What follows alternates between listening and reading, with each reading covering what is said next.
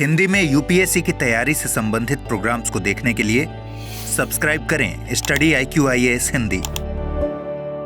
नमस्कार, मैं हूं ओम द्विवेदी और आज इस वीडियो के माध्यम से मैं आपके साथ ज्योग्राफी की इंपॉर्टेंस पर बात करने वाला हूं। जैसा कि आप सब जानते हैं कि प्रीलिम्स आ चुका है। ऑलमोस्ट लगभग हमारे पास 50 दिन के आसपास अब बचे हुए हैं और अब प्री को लेकर के आप सब लोग बहुत ज़्यादा चिंता में हैं कि भाई क्या एक मूल मंत्र मिल जाए जिससे कि हमारा प्री निकल जाए। ठीक है, तो आपके पास एक सब्जेक्ट ऐसा है, पूरे जीएस में एक सब्जेक्ट ऐसा है जो आपकी बहुत ज़्यादा हेल्प कर सकता है। आज इस वीडियो में हम वही समझने वाले हैं कि भाई ज्योग्राफी की इंपॉर्टेंस क्या है प्रीलिम्स और मेंस दोनों में ही। स्पेशली अगर हम प्री के बारे में बात करें तो ज्योग्राफी की टू सक्सेस हो सकता है। ध्यान दीजिए, इस पर मैं विस्तार में आपके साथ डिटेल में चर्चा करने वाला हूं। पूरे ट्रेंड के बारे में भी आपको बताऊंगा। देखिए, आपके आसपास ऐसे बहुत सारे लोग होंगे जो बार बार प्री क्वालिफाई कर रहे हैं, बार बार प्री क्वालिफाई हो जाता है जिनका। आप सोचते हैं कि सर मेरा प्री ही क्वालिफाई नहीं हो रहा है, और एक है उसका हर बार प्री क्वालिफाई हो रहा है, वो भी बहुत कम पढ़ने पर हो रहा है। ठीक है, आप देखेंगे तो पाएंगे ये बात कि वो जो बार बार प्री क्वालिफाई कर रहा है ये हो ही नहीं सकता कि उसका ज्योग्राफी वीक हो। ध्यान दीजिए इस बात को, है ना। ज्योग्राफी उसका जरूर स्ट्रांग होगा, इस वजह से ही वो आपका जो प्री है वो इजीली हर बार निकाल पा रहा है। और देखिए, बात यह है कि प्रीलिम्स निकालने के लिए अगर हम स्पेशली बात करें तो स्मार्टली आपको खेलना पड़ेगा। ठीक है, स्मार्ट स्टडीज तो करनी पड़ेंगी, स्मार्टली आपको खेलना ही पड़ेगा। तो क्या है वो स्मार्ट स्ट्रेटजी जिसकी वजह से मैं यहां पर इतने कॉन्फिडेंस से बात कह रहा हूं कि आप ज्योग्राफी को पढ़ लीजिए, प्री आपका निकल जाएगा। कैसे कह पा रहा हूं मैं ये बात? तो आपको पीछे के 10 सालों का पेपर एनालिसिस करना होगा। ठीक है, जब आप लास्ट ईयर के पेपर एनालिसिस करते हैं तो आपको ये बात क्लियर हो जाती है। और इसके अलावा थोड़ा बहुत भी अगर आप ज्योग्राफी को जानते हैं, इवन अगर आप बिगिनर भी हैं, तो भी ये वीडियो आपके बड़े काम का है। क्योंकि देखिए, अगर हम ज्योग्राफी की बेटा बात करते हैं, ध्यान देना, ज्योग्राफी की अगर हम बात करते हैं तो ज्योग्राफी अकेला नहीं है। ज्योग्राफी एक तो बहुत हेल्प करेगा आपको दूसरे सब्जेक्ट्स में। तो ज्योग्राफी की अगर मैं बात कर रहा हूं तो ज्योग्राफी को बिना एनवायरनमेंट के नहीं देखा जा सकता, और जब ज्योग्राफी को हम एनवायरनमेंट के साथ देखते हैं तो ज्योग्राफी के प्री के जो क्वेश्चंस उनकी संख्या है जो वो हो जाती है लगभग अप्रॉक्स कितनी 30। ये अभी मैं आपको ट्रेंड में दिखाऊंगा। ठीक है, लगभग 30 के आसपास है जो वो संख्या हो जाती है। और आप बताइए मुझे कि कितने नंबर आपको चाहिए प्री में पास होने के लिए। तो आप कहेंगे सर बिल्कुल, अगर सेफ साइड की बात करें, आसान भी अगर पेपर आ जाएगा तो भी अब आजकल के हिसाब से हम कहें सर 50 क्वेश्चन ये है आपके पास होने के लिए। जो आपने अपना टारगेट बना रखा है कि सर 50 क्वेश्चन मतलब 100 अगर मार्क्स आते हैं, 100 मार्क्स अगर मेरे आ गए तो उस केस में मेरा काम बन जाएगा और प्री तो मेरा निकलेगा ही निकलेगा। जो ट्रेंड आप देखेंगे तो उसमें ये बात तो पक्की है कि ऐसे स्टूडेंट्स जो मेंस लिखने जा रहे हैं, उनमें अगर आप देखिएगा 50% स्टूडेंट्स आपको ऐसे मिलेंगे, 50% स्टूडेंट्स है जो वो ऐसे मिलेंगे जो ज्योग्राफी ऑप्शनल के हैं। इसका ये कतई मतलब नहीं है कि दूसरे ऑप्शनल वाले बच्चे प्री नहीं निकाल पा रहे हैं। ठीक है, लेकिन बात यहां पर फंस रही है कि कितने भी बच्चे पेपर दें, अलग अलग सब्जेक्ट्स वाले पेपर दे रहे हैं, लेकिन जिनका ज्योग्राफी स्ट्रांग है वो प्री को निकाल करके मेंस जरूर दे रहे हैं, है ना। तो यानी कि 50% में ज्योग्राफी ऑप्शनल के बच्चे हो जाते हैं और बचे हुए 50% में आपके बाकी सब। ठीक है, ये बात यहां पर ये प्रूफ कर रही है कि ये बच्चे ऐसे हैं जिनका ज्योग्राफी स्ट्रांग है, जिनका ज्योग्राफी बेटा स्ट्रांग है। ज्योग्राफी अगर आपका स्ट्रांग है तो आपको पेपर निकालने में, कौन सा पेपर, प्री वाला जो पेपर है, ये निकालने में बहुत आसानी हो रही है। सबसे बड़ी बात यहां पर ये निकल के आ रही है, इसका निष्कर्ष। ठीक, तो अगर 30 सवाल मेरे ज्योग्राफी प्लस एनवायरनमेंट से मिला करके आ रहे हैं और चाहिए मुझे 50, तो मेरे पास मार्जिन, मतलब कहने का मतलब है कि मेरे पास एक बड़ा पोर्शन तो मैंने यहां से ही निकाल लिया। और फिर अब बहुत छोटा सा एक पोर्शन बचा, अगर मैं 50 नहीं कर पाया तो इवन अगर ट्रेंड कहें तो मैंने 50 सेफ साइड के लिए लिख दिया है, ठीक है। आप देख रहे हैं कि पिछले कुछ सालों से कट ऑफ है जो वो काफी कम जा रहा है, लेकिन हाँ, हम एग्जाम से पहले कभी भी कट ऑफ का प्रिडिक्शन नहीं कर सकते, ये भी एक फैक्ट है। इसलिए सेफ साइड पर हम 50 क्वेश्चन यानी कि 100 मार्क्स यूपीएससी में कह सकते हैं। एक बात आप तो ये रही, ठीक है।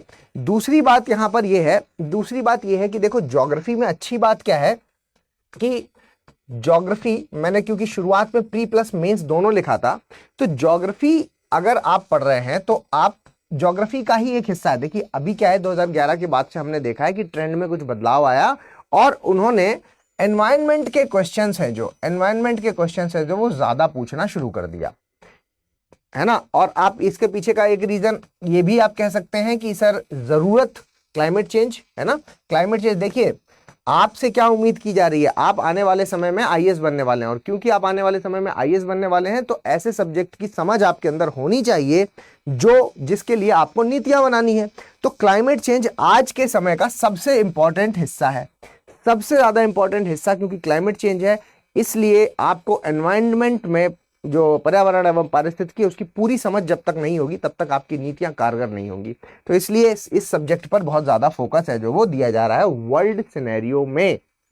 यूपीएससी के पॉइंट ऑफ व्यू से नहीं कह रहा मैं आपको वर्ल्ड के पॉइंट ऑफ व्यू से बता रहा हूं, है ना। जब स्टॉकहोम सम्मेलन 1972 हुआ था, उस वक्त की स्थिति क्या थी? उस वक्त की स्थिति तो ये थी कि कोई मानने को ही तैयार नहीं था कि पर्यावरण जैसी भी कोई चीज है जिसको हमें समझना चाहिए, जिसको हमें पढ़ना चाहिए, है ना। तब सिचुएशन ऐसी थी कि लोग मानते ही नहीं थे कि पर्यावरण में बदलाव भी होते हैं। लेकिन धीमे धीमे जब ट्रेंड देखा गया और जब वैज्ञानिकों ने बताया कि देखो कितनी तेजी से बदलाव हो रहे हैं, तब जाकर के लोगों को समझ में आया कि नहीं कुछ तो है ना। फिर जाकर के 1992 में जब हमारी अर्थ समिट होती है, उसके बाद से सीरियसनेस आपको देखने को मिलेगी। और अब आप देख रहे हैं हर साल कॉन्फ्रेंस ऑफ पार्टीज होती हैं जिसमें ये इसकी इंपॉर्टेंस को बताया जाता है, ठीक है। तो कहने का मतलब है कि ये एक इंपॉर्टेंट पोर्शन यहां से निकल के आया और यूपीएससी ने भी उस ट्रेंड उसको समझा। और फिर आप अगर पढ़ाई में भी आप देखेंगे, आपकी किताबों में भी देखेंगे, तो भी 2000 के बाद इसकी इंपॉर्टेंस है जो वो ज्यादा देखने को मिली है, ठीक है। आपकी किताबों में भी इसकी इंपॉर्टेंस आ गई, यूपीएससी में भी उसी के साथ से इंपॉर्टेंस आ गई। तो क्योंकि इसकी इंपॉर्टेंस साथ में आ गई है तो हम ये कह सकते हैं कि सर लगभग 15 से लेकर के 20 क्वेश्चन है, तो ये तो अकेले यही ले जा रहा है ना। और ये सब्जेक्ट किसका हिस्सा है? ये ज्योग्राफी का एक हिस्सा है।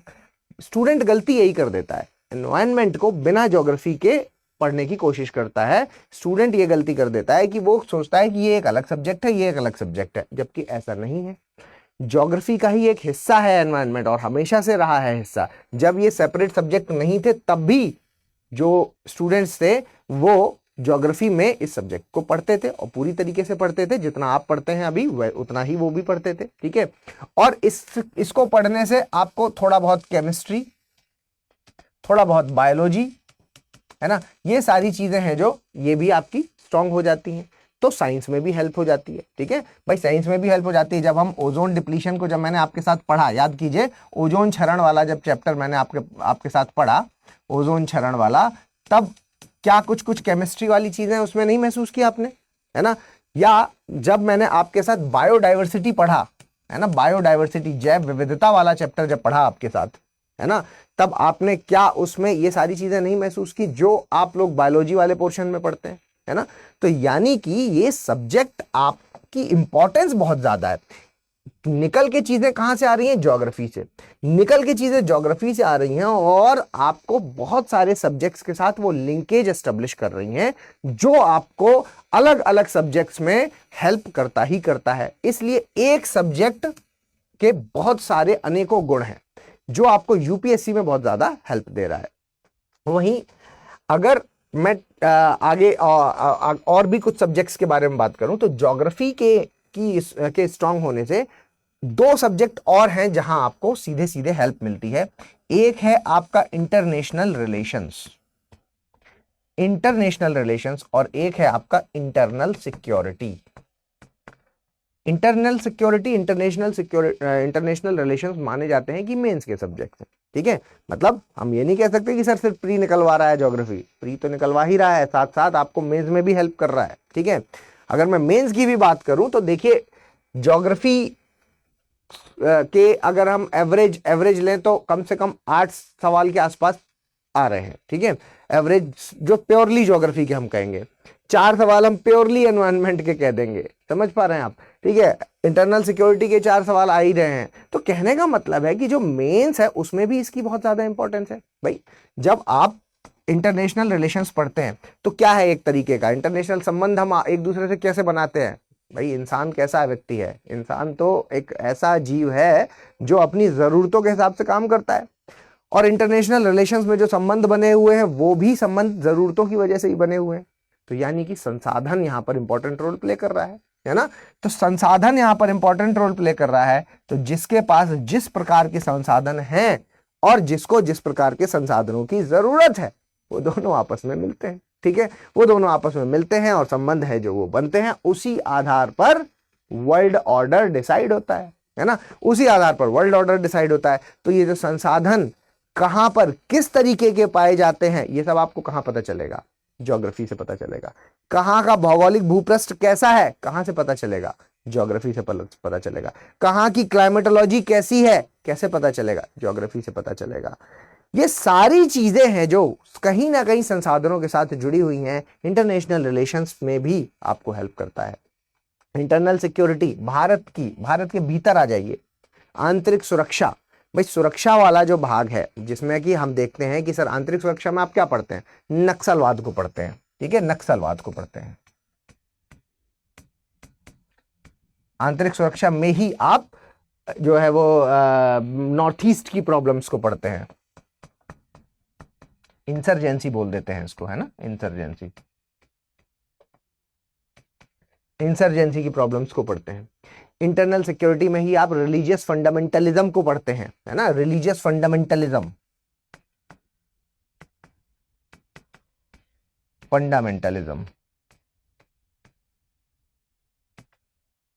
रिलीजियस फंडामेंटलिज्म को पढ़ते हैं। मिलिशिया बोल देते हैं, जिसमें कि हम जम्मू कश्मीर की जो स्थिति है उसको देख लेते हैं कि धर्म के आधार पर जो लड़ाइयाँ हो रही हैं वो सब पढ़ते हैं। इसके ही भीतर आप मनी लॉन्ड्रिंग वगैरह को पढ़ते हैं, है ना, देश के जो भीतर की जो बड़ी समस्या उन सब चीजों को पढ़ते हैं। अब ये सारी चीजें भी कैसे ज्योग्राफिकली लिंक है, ये सब चीजें भी बेटा ज्योग्राफिकली लिंक है। अगर आप नॉर्थ ईस्ट की प्रॉब्लम्स की बात करें तो वहां पर भी संसाधनों की वजह से ही वहां पर स्थिति ऐसी है, ठीक है। वहां पर आप कहेंगे कि सर वो ट्राइबल एरिया है, वो ट्राइबल एरिया क्यों है, ट्राइबल एरिया इसलिए है क्योंकि वहां वो शुरू से एक ट्राइबल एरिया था, और वहां पर क्या है कि भारत सरकार का फोकस बड़ा लेट गया, है ना, भारत सरकार का फोकस जो है वो लेट गया। तो ये प्रॉब्लम्स है, जो ये इंसर्जेंसी वाली प्रॉब्लम्स वहां पर अराइज हुई, और वहां ये जो अभी भारत क्या है एक्ट ईस्ट की तरफ जा रहा है, लुक ईस्ट से एक्ट ईस्ट की तरफ जा रहा है, ये सब क्या है, हमारा जो नॉर्थ ईस्ट है उसको डायरेक्टली प्रभावित कर रहा है। चाइना है जो वो क्लेम करता है कि नहीं, हमें नॉर्थ ईस्ट वाला जो भारत का पोर्शन है वो हमें अपने साथ जोड़ करके देखना है, ठीक है, मतलब वो उसको क्लेम करता है। तो ये सारी क्या है, भौगोलिक भूपृष्ठ से ही के साथ जुड़ा हुआ मामला है। अगर हम नक्सलवाद को कहें तो ये तो पूरी तरीके से हम जोड़ सकते हैं भाई। नक्सलवाद की जो प्रॉब्लम है वो क्या है, संसाधन, वहां के संसाधनों को उठा करके आप क्या है दूसरी जगह लेकर के गए, वो क्षेत्र गरीब रह गया, दूसरा क्षेत्र अमीर हो गया। वहां पर अगर नक्सलवाद को देखेंगे तो रेड कॉरिडोर वाला जो एरिया है पूरा, है ना, पूरा रेड कॉरिडोर वाला जो एरिया है वो कैसा एरिया है, वो एक संसाधनों से भरा हुआ एरिया आप कह सकते हैं, ठीक है। लेकिन वहां पर क्या है, गरीबी बहुत ज्यादा है, वहां पर क्या है कि जनजातियां बहुत ज्यादा मिलती हैं, और नक्सलवादियों के लिए कह सकते हैं कि सेना भी बहुत ज्यादा मिल जाएगी, है ना, इजीली मिल जाएगी। पढ़ेंगे ये सारी चीजें जब पढ़ते हैं। तो ये बस मैं आपको अभी यहाँ पर एक इतना आइडिया देना चाहता हूँ कि देखो बेटा, बहुत सारे सब्जेक्ट हैं जो सीधे सीधे ज्योग्राफी के साथ लिंक हो रहे हैं, चाहे वो प्री के हों चाहे वो मेंस के हों, ठीक है, चाहे वो प्री के हों चाहे वो मेंस के हों, सारे सब्जेक्ट इसके साथ लिंक हो रहे हैं। प्री के लिए तो रामबाण है ये, है ना, आपके लिए सीधे तौर पर 30 सवालों की जुगाड़ है जो वो ज्योग्राफी अकेला कर देता है। ट्रेंड समझते हैं, थोड़ा सा ट्रेंड को समझते हैं। देखो ट्रेंड समझे इससे पहले मैं यहाँ पर आपको जो आपका नोटिफिकेशन है उसमें जो लाइंस लिखी है वही मैंने कट करके यहाँ पर आपके सामने लगा दिया है, ठीक है। जो नोटिफिकेशन है वहां पर आप अगर देखेंगे तो भूगोल वाला पोर्शन देखिए क्या लिखा हुआ है प्री के मामले में, प्री वाले एग्जाम में बस इतना लिखा, भारत और विश्व का भूगोल, ठीक है, भारत और विश्व का प्राकृतिक, सामाजिक और आर्थिक भूगोल, बस इतना ही लिखा हुआ है, 3 लाइनें लिखी हैं। लेकिन यहाँ पर सारी गहराई इसके अंतर्गत आ गई, क्योंकि भारत और विश्व का भूगोल आ गया। तो यानी कि हमें यह समझना होगा कि सर भारत वाला इंडियन ज्योग्राफी और जो वर्ल्ड ज्योग्राफी है इसका ट्रेंड क्या चल रहा है ना, इसका ट्रेंड अभी चल क्या रहा है, जिससे हम ये आइडिया लगा सके कि क्या पढ़ें प्री में, किसको वरीयता दें। सर पढ़ तो हमने सारा लिया है, लेकिन अब इंपॉर्टेंस बताइए, स्मार्टली हमें यह बताइए कि कौन सा पोर्शन है जिसको हम ज्यादा पढ़ें। मतलब इंडियन में भी कौन कौन से पॉइंट्स हैं जो हमें ज्यादा फोकस करने होंगे, अभी बताऊंगा मैं। आप वीडियो के लास्ट तक बने रहिएगा, आपको सारी चीजें यहां पर क्लियर होंगी। ठीक है, तो देखो लाइन तो एक लिखी है, लेकिन इसके भीतर है जो वो पूरा का पूरा जो ज्योग्राफी है वो समाहित हो गया है। प्री में आप सिर्फ जो चीजें लिखी हैं उस पर है जो वो आपके क्वेश्चंस है जो वो नहीं बन सकते। नो डाउट मैं ये भी कह सकता हूं कि जो चीजें एज इट इज लिखी होती हैं, अगर कोई पॉइंट वहां पर लिखा हुआ है तो ये मान के चलिए क्वेश्चन आएंगे तो वहीं से। ठीक है, प्राकृतिक, फिजिकल, है ना, आपका सामाजिक, सोशल, आर्थिक, भूगोल, तो अगर ये चीजें लिखी हैं तो डायरेक्टली क्वेश्चंस तो यहां से आएंगे, लेकिन ये पूरे सिलेबस के भीतर है। और फिर आपके जो पीवाईक्यू है वो आपको बताएंगे कि ज्योग्राफी में कहां कहां तक कितनी डेप्थ तक जा रहे हैं। ठीक है, तो ये तो प्री का मामला हुआ। मेंस थोड़ी सी ज्यादा हेल्प कर देता है इसमें, क्योंकि देखो मेंस का जो सिलेबस है वो थोड़ा सा बेटर तरीके से आप कहेंगे कि हमारे नोटिफिकेशन में खोल करके लिखा हुआ है, जहां से हमें पूरी हेल्प हो जाती है।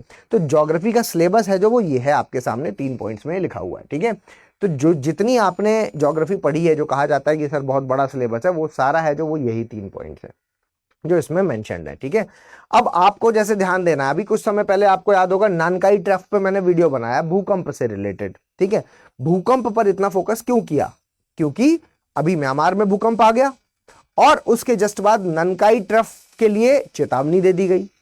अब भूकंप पर जब इतनी चर्चा हो गई, इससे पहले भी भूकंप पर हिमालयन बेल्ट में कुछ झटके देखे गए थे, मतलब 1 साल के अगर भीतर जो जो घटनाएं हुई हैं उन पर आपको फोकस करना होता है। तो यानी कि इस बार क्वेश्चन है जो वो भूकंप से आने के चांसेस हैं। आप कहेंगे सर कैसे पता चला, क्योंकि बात तो ये स्टैटिक का है, पोर्शन तो ये स्टैटिक का है, लेकिन करंट में जो घटनाएं हो रही हैं उससे लिंक होके भी आते हैं। मजे की बात यहां पर ये है, अभी बताऊंगा मैं आपको, कि 75% क्वेश्चंस हैं जो वो स्टैटिक से आते हैं, स्टैटिक से आते हैं। और अगर स्टैटिक से 75% क्वेश्चंस आ रहे हैं, it means this is the key to success. आपको बहुत ज्यादा बदलाव नहीं मिलेगा, आपको बहुत ज्यादा ऐसा कुछ लिंक नहीं मिलेगा कि सीधा सीधा जाकर के वो करंट अफेयर से कुछ स्टेटमेंट्स उठाएं और कुछ नहीं।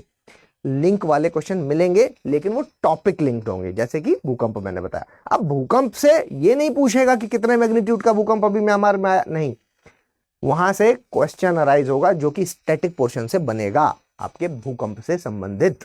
ठीक है, बस वो आपको इंपॉर्टेंस बताएगा कि भाई करंट में ये घटना हुई है, तो अब स्टैटिक का ये वाला पोर्शन इंपॉर्टेंट हो गया। मेरे ख्याल से मेरी बात आप तक पहुंच रही होगी। ठीक है, समझ पा रहे हैं? तो ये सारी चीजें, जैसे कि चक्रवात जो आ रहे हैं उनके नामकरण क्या कैसे किया जाता है, ये सारी चीजें हैं जो आपके लिए बहुत ज्यादा इंपॉर्टेंट होती जा रही हैं। ठीक है, चलिए, मैंने पीछे के 10 सालों का आपके सामने यहां पर ट्रेंड है जो वो लगाया हुआ है। ठीक है, तो आज क्योंकि हम जो चर्चा कर रहे हैं वो ज्योग्राफी की कर रहे हैं, तो ज्योग्राफी से और एनवायरनमेंट से मैंने कहा है कि मिला करके आपको लगभग 30 सवाल आ जाते हैं। ठीक है, आप देखिए लगभग आपको ये इन दोनों को, इसको और इसको जोड़ दीजिए। ठीक है, इनको और इस लाइन को जोड़ दीजिए, आपको हमेशा क्या मिलेंगे, 2023 का ट्रेंड भी आप देख लीजिए, है ना, 16 इधर 14 इधर।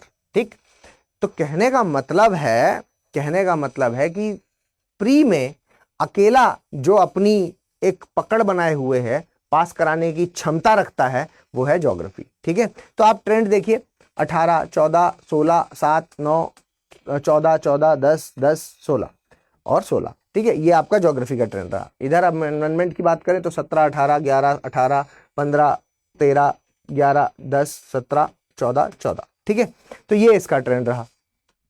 अल्टीमेटली मैंने इसका एनालिसिस किया और एनालिसिस करके मुझे पता चल गया कि भाई यहां से मामला हमारा मतलब प्री के पॉइंट ऑफ व्यू से काम बन रहा है। ठीक है, सिर्फ प्री की ही बात क्यों करें, या अगर अभी अच्छा ये है जो ये मेंस की बात कर रहा है, लेकिन मेंस के 2024 के बारे में मैंने यहाँ पर एक फोटो आपके सामने लगाया हुआ है। ठीक है, मेंस 2024 जो अभी हुआ, यहाँ पर भी अगर आप देखेंगे, क्योंकि आप जानते हैं कि जीएस पेपर 1 में ये पोर्शन आता है ज्योग्राफी वाला, तो देखिए अगर इस बार एक बदलता हुआ ट्रेंड दिखा है कि सोसाइटी, जिसको लोग हल्के से हल्के में लेते हैं, कि सोसाइटी वाला पोर्शन कहाँ पूछे जाते हैं, 2-4 सवाल है ना जो पूछा, इस बार देखिए 100 नंबर का तो अकेला सोसाइटी आ गया, बाकी सबको पीछे छोड़ दिया, मेन हिस्ट्री ज्योग्राफी सब पीछे। ठीक है, सोसाइटी टॉप पर गया। खैर, हम अपनी ज्योग्राफी की बात करें तो ज्योग्राफी की अगर बात करें तो 75 मार्क्स इसने मेंस में आपको दिलाए। तो मैंने शुरू की जो स्लाइड लगाई उसमें लिखा था प्री प्लस मेंस, तो मेंस में भी, है ना, ये मत सोचना कि सिर्फ प्री के लिए, मेंस के पॉइंट ऑफ व्यू से भी देखिए 75 मार्क्स हैं जो वो डायरेक्टली आपके 2024 में ज्योग्राफी के से देखने को मिलेगी। सिर्फ ज्योग्राफी का है ना, जीएस पेपर 1 का है, अभी मैं एनवायरनमेंट तो काउंट ही नहीं कर रहा, लेकिन मैं अभी सिर्फ ज्योग्राफी की भी बात करूं मेंस के मामले में तो भी आपने ये देखा। खैर, अगर हम पिछले 5 सालों की मेंस के बारे में बात करें तो मेंस में भी आप देखिए तो ज्योग्राफी में देखिए, हालांकि इस साल हम कहेंगे कि सर घटा है, थोड़ा सा घटा है, लेकिन ये देखिए 8 8 8 8, मतलब कहने का कि जो नंबर ऑफ क्वेश्चंस हैं उनकी संख्या है जो वो यहाँ पर काफी ज्यादा रहती है और लगभग 8 के आसपास यहाँ पर देखने को मिल रही है, हर बार देखने को मिल रही है पिछले 5 सालों में। ठीक है, तो ऑन एन एवरेज आप ये पकड़ के चलिए कि सर 7 से 8 क्वेश्चन हैं जो वो यहाँ पर ज्योग्राफी से मिलते हैं मेंस में भी। तो मेंस में भी हमारे लिए इंपॉर्टेंट है, प्री में भी हमारे लिए इंपॉर्टेंट है। ठीक है, प्री और मेंस दोनों में ये हमारे लिए इंपॉर्टेंट दिख रहा है। ठीक है, कुछ और बात भी कर लेते हैं। देखिए, मैंने आपसे बोला था कि मैं, अब बात आती है कि मतलब कैसे तैयार करें। ठीक है, तो ये तो सारी कहानी रही, लेकिन अब जो मेन सवाल है वो कि सर तैयार करें तो कैसे करें इसको तैयार। ठीक है, तो जब हम कैसे की बात करते हैं तो अभी आप में से सभी लोग, मैक्सिमम लोग मुझे कहां पर सुनना चाहते हैं, प्री के पॉइंट ऑफ व्यू में सुनना चाहते हैं, क्योंकि अभी प्री आ गया है, प्री की चीज बात पर ज्यादा फोकस करेंगे। ठीक है, तो कैसे की अगर हम बात करें तो देखो, सबसे इंपॉर्टेंट बात जो आपको समझनी होगी वो क्या है, सबसे इंपॉर्टेंट बात आपको ये समझनी होगी कि देखो ये सब्जेक्ट है जो ये कंसेप्चुअल सब्जेक्ट है, और क्योंकि बेटा ये कंसेप्चुअल सब्जेक्ट है तो मैं ये नहीं कहूंगा कि यहां से फैक्चुअल क्वेश्चन नहीं आते, फैक्चुअल क्वेश्चन आते हैं, लेकिन मैक्सिमम है जो यहां पर कंसेप्ट आपके लिए ज्यादा फायदेमंद रहेगा। इस सब्जेक्ट की जो मेन पकड़ है वो कंसेप्ट है। कंसेप्ट में और फैक्ट में एक बड़ा, प्री के पॉइंट ऑफ व्यू से अगर हम बात करें तो प्री में आप ये बात ध्यान दीजिए कि प्री में अगर कॉन्सेप्चुअल क्वेश्चंस ज्यादा हैं, आप लोगों ने अब तक प्री के पीछे के कुछ क्वेश्चंस लगा लिए होंगे, आप लोगों ने प्रैक्टिस कर रहे होंगे, आप ये देख रहे होंगे सर जो कॉन्सेप्चुअली मेरा जो कॉन्सेप्ट जहां पर क्लियर है वो क्वेश्चंस गलत नहीं होते, है ना, वो क्वेश्चंस गलत नहीं होते। और क्योंकि कॉन्सेप्चुअल क्वेश्चंस गलत नहीं होते हैं, फैक्ट बहुत ज्यादा होते हैं, फैक्ट इतने, मतलब आप कितने भी याद कर लीजिए कुछ ना कुछ आपको मिलता रहता है।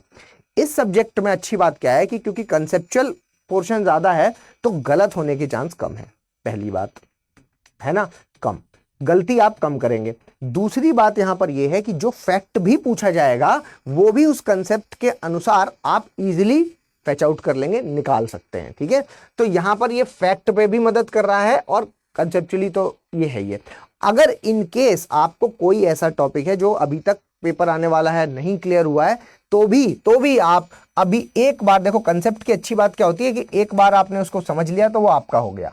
ठीक है, एक बार समझ लीजिए तो वो आपका हो जाता है। तो कहां फोकस करना है, पेपर की प्रैक्टिस पर, पेपर की आपको क्या करना है, पेपर प्रैक्टिस करना है सबसे पहले, और प्रैक्टिस करके ज्योग्राफी के वो पोर्शन फाइंड आउट कर लेने हैं आपको जहां से आप गलतियां कर रहे हैं। ठीक है, जहां से क्वेश्चंस हैं जो वो गलत हो रहे हैं, जो क्वेश्चंस गलत हो रहे हैं उन क्वेश्चंस के बारे में अगर हम बात करें तो वहां का अगर आप कंसेप्ट एक बार समझ लेंगे, भाई 1 घंटे का काम है, कोई भी कंसेप्ट हो, ठीक है, 1 घंटा दीजिए उस पर, उस कंसेप्ट को क्लियर कर लीजिए और फिर उस पर 20-20 क्वेश्चन, 30-30 क्वेश्चन से एक बार उसी सेम टॉपिक पर लगा लीजिए, फिर गलत ही नहीं होगा। ठीक है, तो ये ध्यान देना है कि आपको पहले यहां पर उन कॉन्सेप्चुअल क्वेश्चंस को, या आप कह सकते हैं कॉन्सेप्ट को पहचान करनी है कि जहां से आप गलतियां कर रहे हैं, और पहचान करने के बाद आपको क्या करना है, उसमें पहचान करने के बाद आपको उसमें उस पर प्रैक्टिस करनी है। पहचान करके आप मतलब उसको पहले पढ़ लीजिए और फिर पढ़ने के बाद फिर आपकी उसकी काफी सारी प्रैक्टिस कर लीजिए उसी कॉन्सेप्ट की। ठीक है, सेम कॉन्सेप्ट की आप एक बार प्रैक्टिस कर लेंगे तो उससे क्या होगा कि फिर आपका वो पोर्शन स्ट्रांग हो जाएगा, तो ज्योग्राफी के क्वेश्चंस आपसे गलत नहीं होंगे। तो क्योंकि ज्योग्राफी में ये चीज है कि वो गलत नहीं होने देता। ठीक है, अभी मैं ट्रेंड भी बताऊंगा आपको। ठीक है, वो गलत नहीं होने देता, तो ये भी आपको यहाँ पर ध्यान देने की जरूरत है कि ये हमारे लिए की टू सक्सेस हो सकता है। ठीक है, चलिए अब थोड़ा सा बात करते हैं इसके 2 मेजर पोर्शंस की। ठीक है, इसके 2 मेजर पोर्शंस हैं जो उनके बारे में बात करते हैं। तो अगर बेटा इसके बारे में हम बात करें तो आप जानते हैं कि ज्योग्राफी में सर मेन एक होता है इंडियन ज्योग्राफी, एक होता है इंडियन ज्योग्राफी, और एक होता है सर वर्ल्ड ज्योग्राफी, ठीक है, वर्ल्ड ज्योग्राफी। इसी में फिजिकल काउंट कर लीजिए इसी के अंदर, ठीक है। तो मैं ट्रेंड अगर मैं देख रहा हूं, देखना ध्यान से समझना, मोस्ट इंपॉर्टेंट स्लाइड है ये, मोस्ट इंपॉर्टेंट स्लाइड है। ज्योग्राफी के दो पोर्शन है, एक है आपका इंडियन ज्योग्राफी, एक है आपका वर्ल्ड ज्योग्राफी। अगर हम इंडियन ज्योग्राफी के ट्रेंड को देखते हैं तो 2014 के बाद इंडियन ज्योग्राफी के ट्रेंड में थोड़ा सा बदलाव देखने को मिला है, ठीक है। इंडियन ज्योग्राफी के का जो ट्रेंड है उसमें हम नो डाउट ये बात कह सकते हैं कि सर क्वेश्चंस, जो नंबर ऑफ क्वेश्चंस है उनमें कमी हुई है। 2014 से पहले हैं जो, वो हम कह सकते हैं कि सर 9 से 10 क्वेश्चंस हैं जो वो इंडियन ज्योग्राफी से पूछे ही जाते थे, लेकिन उसके बाद 2014 के बाद है जो उसमें बदलाव देखने को मिला है। एवरेज आप कहेंगे कि सर 5 क्वेश्चंस, एवरेज बता रहा हूं मैं, कभी भी अभी यहां पर जो भी क्वेश्चंस का नंबर ऑफ संख्या बोल रहा हूं वो सब एवरेज बोल रहा हूं, ठीक है। यहां पर आप कहेंगे सर एवरेज सिर्फ 5 क्वेश्चंस हैं जो वो देखने को मिल रहे हैं। इवन अगर मैं 2024 के बारे में बात करूं तो इंडियन ज्योग्राफी से 2 सवाल पूछे गए थे, इंडियन ज्योग्राफी से गिरे हैं कुछ क्वेश्चन, नंबर ऑफ क्वेश्चंस गिरे हैं। इसका मतलब ये नहीं है कि छोड़ देना है, क्यों नहीं है इसका मतलब ये, इसका मतलब ये बिल्कुल नहीं है कि छोड़ देना है, छोड़ते ही काम खराब हो जाएगा। ये इंपॉर्टेंट इसलिए है क्योंकि देखिए यूपीएससी फेमस है अपने ट्रेंड को बदलने के लिए भी, ठीक है। तो क्योंकि 2014 से, लेकिन ऐसा नहीं होगा कि यहाँ पे इस साल 2 सवाल पूछे तो अगली साल उन्होंने क्या है कि 20 सवाल पूछ लेंगे, ऐसा नहीं होगा। थोड़ा सा बढ़ेगा, लेकिन कितना बढ़ेगा, कहां से बढ़ेगा, वो मैं आपको यहां पर बता रहा हूं। तो अगर मैं पिछले 10-20 सालों के पेपर्स का एनालिसिस करता हूं तो उसके बाद मुझे जो एक्सट्रैक्ट निकल के आता है, आपको इंडियन ज्योग्राफी में सबसे ज्यादा जो फोकस करना चाहिए वो करना चाहिए एग्रीकल्चर वाले पोर्शन पे, क्योंकि मैक्सिमम क्वेश्चंस वहीं से पूछे जा रहे हैं। पहला पॉइंट याद कर लो इस चीज को। दूसरी चीज आपको है जो, वो आपको फिजियोग्राफी है जो, ठीक है, फिजियोग्राफी है जो, उसके बारे में, फिजियोग्राफी है जो, वहां से आपको क्वेश्चन ज्यादा पूछे जा रहे हैं। इसके अलावा तीसरा होगा आपका क्या, मतलब फिजियोग्राफी कौन सा पोर्शन होगा, एग्रीकल्चर कृषि वाला हो गया। फिजियोग्राफी मतलब हिमालय की संरचना वाला पोर्शन, और आप कह सकते हैं कि सर पेनिनसुलर प्लेट्यू वाला पोर्शन, ठीक है। तो ये वाला कि जो हमारे प्लेन्स है, सबसे पहले सर ये नीचे वाला बना, फिर उसके बाद हमारे हिमालय हैं जो उनका निर्माण हुआ, बाद में ये जो है वो प्लेन्स बन गए, है ना। ये सारी चीजें जो मैंने बताया था फिजियोग्राफी ऑफ इंडिया में, जिसमें मैंने 6 पॉइंट्स में आपको ये डिस्क्राइब किया है। 6, कहीं 6 और कहीं 5 भी कहे जाते हैं, ठीक है। जहां पे थार का रेगिस्तान अगर आप अलग कर लेंगे तो वो उसमें आ जाएगा, मतलब पॉइंट्स हैं जो वो 6 हो जाएंगे। अगर थार के रेगिस्तान को अगर आप इसी प्लेन्स में जोड़ देंगे तो 5 हो जाते हैं। याद आ गया, ठीक है। तो ये वाला पोर्शन है जो ये पढ़ना है, एग्रीकल्चर पढ़ना है। तीसरे नंबर पे आपको वरीयता देनी है ड्रेनेज सिस्टम को, मतलब नदी तंत्र को, नदी तंत्र, यहां से सवाल आ रहा है। तीसरे नंबर पर आपको वरीयता देनी है नदी तंत्र को। चौथे नंबर पर वरीयता देनी है किसको, मिनरल्स को, खनिजों को, खनिज, ठीक है, मिनरल्स को वरीयता देनी है, ठीक है। चौथे नंबर पर खनिजों को वरीयता देनी। तो ये चीजें हैं जो आपको ध्यान रखने की जरूरत है। इतनी चीजें आप ध्यान में रखिए कि आप जब पढ़ाई करें तो किसको ज्यादा फोकस करें, किसको कम फोकस करें। तो सबसे ज्यादा फोकस नंबर 1 पे एग्रीकल्चर रहेगा, फिर फिजियोग्राफी रहेगा, फिर आपका जो ड्रेनेज सिस्टम है, नदी तंत्र है वो, और फिर मिनरल्स वाला पोर्शन रहेगा, ठीक है। जब मैं वर्ल्ड ज्योग्राफी के बारे में बात करता हूं तो वर्ल्ड ज्योग्राफी एक ऐसा पोर्शन है जो अपना दबदबा बनाए रखा हुआ है, ठीक है। उसने बहुत ज्यादा बदलाव नहीं हुआ। हालांकि 2016 एक साल ऐसा आपको देखने को मिलेगा, 2016 है ना, इसीलिए तो यूपीएससी अनप्रेडिक्टेड है। एक सवाल पूछा गया, 2016 जरूर एक साल आपको मिलेगा जहां से एक सवाल पूछा गया है। अदरवाइज एवरेज हम ये कह सकते हैं कि एवरेज है जो वो 8 से 10 सवाल यहां से पूछ लिए जाते हैं। और अगर 2024 के बारे में बात कर रहे हैं तो यहां से 15 सवाल पूछे गए हैं। 2024 में तो लगभग 15 सवाल पूछ लिए गए, ठीक है। तो कहने का मतलब है कि ये वाला जो पोर्शन है, ये हमेशा आपके लिए क्या है, फायदेमंद रहेगा। फायदेमंद क्यों रहेगा, ये वाला पोर्शन है जो वो फायदेमंद बेटा इसलिए रहेगा क्योंकि यहां पर कंसिस्टेंसी मेंटेन की गई है। यहां पर कहां से सवाल ज्यादा आ रहे हैं, यहां पर आप देखेंगे तो रीजन, क्षेत्र, मतलब अगर मैं क्षेत्र को जो आप लोग पॉपुलर नाम से मैपिंग कह देते हैं, जिसको मैपिंग का मतलब ऐसा मत समझिएगा कि सीधे सीधे सारे दुनिया भर के सब सारे वो याद कर लिए कि कहाँ पहाड़ है, कौन कहाँ पठार है, कहाँ नदी है, सीधे सीधे पूछ रहे हैं, नहीं। देखो मैपिंग से क्वेश्चंस आते हैं, है ना। क्षेत्र मतलब विश्व के क्षेत्र है मैपिंग, है ना, विश्व के क्षेत्र लिखना चाह रहा हूं मैं, मैपिंग लिख दिया मैंने। मैपिंग का मतलब यहां पर क्या है, मैपिंग से जो क्वेश्चंस आएंगे, ध्यान देना, यहां पर वही क्वेश्चंस आएंगे जो आपके करंट अफेयर्स में रहे। तो पहले आपको पूरी मैपिंग तो समझनी है, लेकिन करंट में जो टॉपिक रहे हैं उन पर ज्यादा फोकस देना है, क्योंकि ये उन क्षेत्रों से क्षेत्रों के हिसाब से क्वेश्चन है जो वो पूछे जाते हैं कि भाई इस मतलब उसी की वरीयता उस क्षेत्र, अगर मान लीजिए कि यूक्रेन वाला क्षेत्र भी चर्चा में है या आप इजराइल वाला क्षेत्र भी चर्चा में है, तो आपसे हो सकता है सवाल पूछ ले सुएज कैनाल, मेडिटेरेनियन सी, ये सब उसी के पास है। इजराइल, भाई इजराइल क्यों इतनी ज्यादा डिमांड में है? इजराइल की डिमांड ही इसीलिए है क्योंकि इजराइल की लोकेशन इतनी बेहतरीन है, सब चाहते हैं कि इजराइल हमारा साथ दे, है ना, क्योंकि मेडिटेरेनियन सी पड़ जाता है और उसके पास आप ये कह सकते हैं कि सर फिर सीधे स्वेज कैनाल से एक्सेस मिल जाता है, ट्रेड को करने को फायदा मिल जाता है। अब वो क्वेश्चन क्या पूछेंगे ये नहीं पता, लेकिन वो उस पोर्शन से हो सकता है क्वेश्चन पूछे, तो मैपिंग पर आपको फोकस करना है, पहली बात। दूसरा नंबर आएगा क्लाइमेटोलॉजी का, ठीक है, दूसरा नंबर आएगा आपके जलवायु विज्ञान यानी क्लाइमेटोलॉजी का, क्लाइमेटोलॉजी, ठीक है। मैपिंग पर हम मंडे से हमारी जो क्लासेस, ज्योग्राफी की जो क्लासेस चल रही हैं 12 बजे से लेकर के 1 बजे तक दोपहर में, ठीक है, इस पूरा मैपिंग वाला पोर्शन अब मंडे से हम शुरू करेंगे, इसमें मंडे से, ठीक है। तो अगर आप में से कोई है जिसको समस्या है तो मंडे से इसको ज्वाइन कर लीजिएगा, ठीक है। चलिए क्लाइमेटोलॉजी वाला पोर्शन, क्लाइमेटोलॉजी के अलावा फिर देखा गया है कि जो ब्रह्मांड यूनिवर्स वाला हिस्सा है ना, जनरल ज्योग्राफी में जिसको रख लेते हैं ब्रह्मांड, ठीक है, इस वाले हिस्से से भी सवाल है जो वो देखने को मिले हैं, ठीक है। तो सबसे ज्यादा वरीयता आपको मैपिंग को देना है, फिर क्लाइमेटोलॉजी को देना है, फिर यूनिवर्स को देना है, और फिर आप उसके बाद ओशियानोग्राफी, समुद्र विज्ञान को भी दे सकते हैं, समुद्र विज्ञान ऐसे पढ़ना है।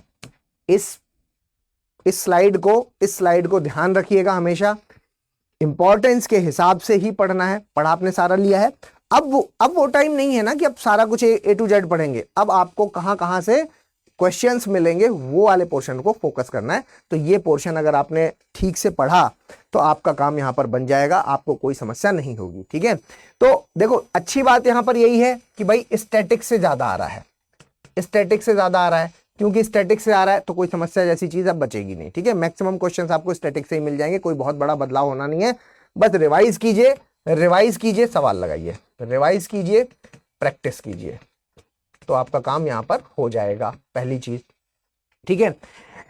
कठिनाई का स्तर सर इस पेपर में कैसा होगा? अगर हम कठिनाई के स्तर के बारे में बात करें तो यहां से कठिन क्वेश्चंस नहीं आते हैं, यहां पर मॉडरेट लेवल का क्वेश्चन आते हैं, इजी भी नहीं आते लेकिन मॉडरेट आता है। अगर मैं एवरेज देख रहा हूं तो यहां से जो ज्योग्राफी से जो क्वेश्चन आएंगे वो मॉडरेट लेवल के क्वेश्चन होंगे। करंट अफेयर से लिंक करके डायरेक्टली सवाल नहीं पूछा जाएगा, लेकिन आएंगे तो है ही है करंट अफेयर वाले क्वेश्चन। किस फॉर्म में आएंगे? करंट अफेयर में जो टॉपिक चर्चा में रहे वहां से स्टैटिक क्वेश्चंस आने के ज्यादा चांसेस रहते हैं, ठीक है। तो ये 3 पॉइंट आपके दिमाग में होने चाहिए, तो इससे आपका कॉन्फिडेंस बूस्ट हो जाएगा। कहां पर फोकस करेंगे? यहां पर फोकस करेंगे, इस तरीके से इसको पढ़ना है, ठीक है। तो ये सारी चीजें हैं जो मुझे आज इस वीडियो में डिस्कस करनी थी आपके यहाँ। इसके अलावा जो मोस्ट इंपॉर्टेंट चीज है वो ये है कि ऐसे स्टूडेंट्स जो कंप्लीट तैयारी हमारे साथ करना चाहते हैं, एक एक चीज को यूपीएससी के पॉइंट ऑफ व्यू से समझ करके अगर आप पढ़ना चाहते हैं तो आपको स्टडी आईक्यू के साथ कंप्लीट प्रिपरेशन के लिए जुड़ जाना चाहिए। फाउंडेशन बैच अप्रैल बैच है जो हमारा इवनिंग वाला है, उसकी शुरुआत हो रही है 11 अप्रैल से। 11 अप्रैल शाम को 6 बजे इसकी शुरुआत हो रही है। प्राइस रखा गया है 33,999 ओम लाइव कोड पर, ठीक है। ओम लाइव कोड का इस्तेमाल करेंगे, मेरा कोड है ओम लाइव, इस पर अगर आप इसका यूज करेंगे तो आपको 33,999 मिल जाएगा। क्या क्या मिलेगा? हर एक फैसिलिटी जो भी आपके दिमाग में आ रही सारी फैसिलिटीज हैं जो वो इसके अंतर्गत मौजूद हैं। Prelims residential program, mains residential program, दोनों चीजें हैं, यहाँ रह करके आपको तैयारी करने का मौका मिलेगा। प्री पास किया तो सारी फीस है जो वो रिफंड कर दी जाएगी, ठीक है, ध्यान दीजिए। मासिक अगर आपने मंथली बेसिस पर हमारे द्वारा कराए गए जो टेस्ट हैं उसमें रैंक 1 लाया तो 11,000 रुपए का इनाम देखने को मिलेगा। और इसके अलावा इंटरव्यू गाइडेंस प्रोग्राम ये भी इसमें शामिल है, ठीक है।